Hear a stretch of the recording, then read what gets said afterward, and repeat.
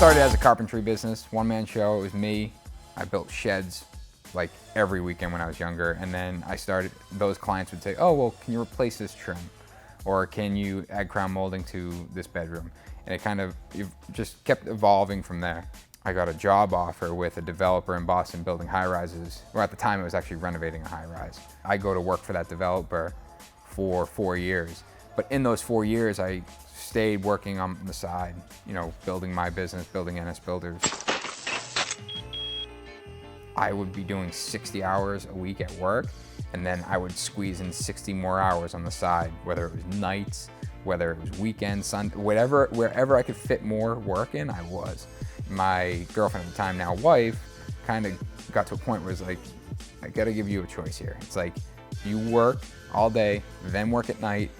I see you from like 3 in the morning to 5, and then that's it. Like, this isn't working. I went into work and I told them I was quitting, like almost immediately. They offered me a huge chunk of money to stay, and I said I'd think about it, and I don't think one person told me not to take the money. I think everyone said, take the money, wait, start your business later. It just didn't sit well with me. I was like, that makes no sense. Like, if I want it, like, why wouldn't I just do it now? Like, who cares about the money? If I want that money, I'll go work for it harder. Probably for the first year in business, I was like, I'm not gonna jump too quickly into it because I have, I need to figure out like my market. I need to figure out who I'm gonna work for. This is very new.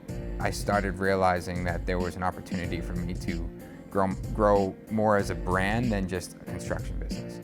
And in the beginning of it, everyone was like, you don't need a brand, like you're just a local contract. I'm like, sure, but I wanna be that local contractor that everyone knows all over the country to set a standard. And that's what, I'm trying to portray that in my business, but also in, the different things that we do, like the Modern Craftsman podcast and, the stuff we do, when the Instagram meetups and stuff like that.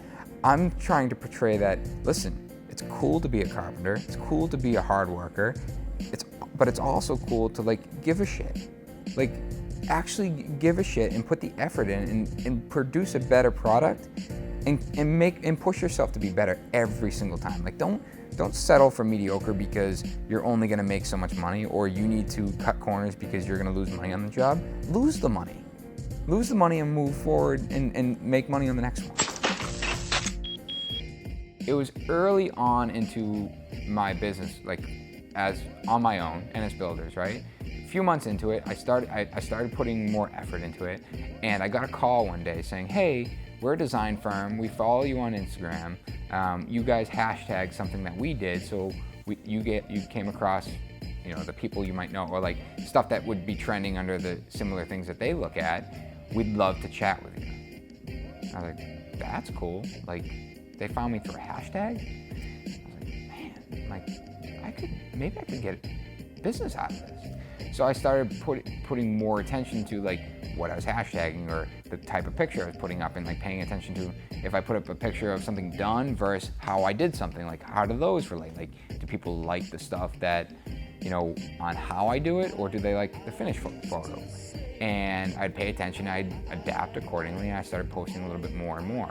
It was right around the time I got engaged, I met the photographer for our wedding, and I had asked him, I said, hey, I kind of do this thing with Instagram, like my business, would you shoot some of my work for me, like finished photos? And he's like, sure. And I gave him the address, and he came out and he shot one of my first projects. Not one of my first projects, one of the first ones I had photographed. And he sent me photos like 2 days later. I'm like, these are so cool. Like, these look like they should be in a magazine. So I started posting them, and people were like, oh my God, awesome photo. And I started looking at the difference between what I was posting before and his, and I was like, that's what I was doing wrong. Like, these photos are like crisp, clear, bright. Like, I was like, I need to focus more on that. You have to relate to people. Like, there has to be some connection between you and your audience. And if all you do is post, pretty houses, right? If that's all you're posting, you're a builder, all you do is show the final shots of your work, and that's it, That's fine if that's the brand you're building. You're building a business brand that you build gorgeous homes. But when you show up to the doorstep or at a meeting to build someone's home, they're not going to know who you are. Like, you're like, hey, I'm so-and-so from, XYZ Builders.